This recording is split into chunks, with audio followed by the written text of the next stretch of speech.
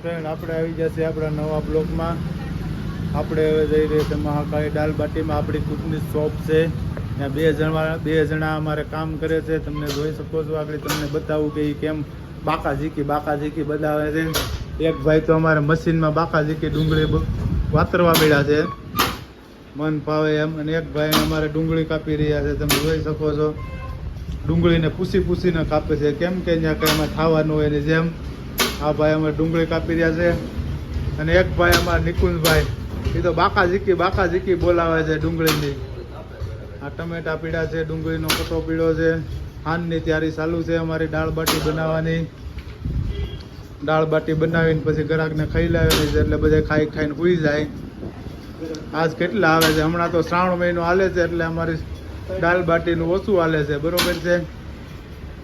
અને હું અહીંયા આ બેનો વિડીયો ઉતારું છું, અને હું જોઈ શકો છો કે હું અહીંયા ઊભો છું. અને આ બે જણા અહીંયા ડુંગળી કાપે છે. ડુંગળી કપાઈ જાય એટલે દાળ બનાવવાની ચાલુ કરવાની છે. Okay, thank friends.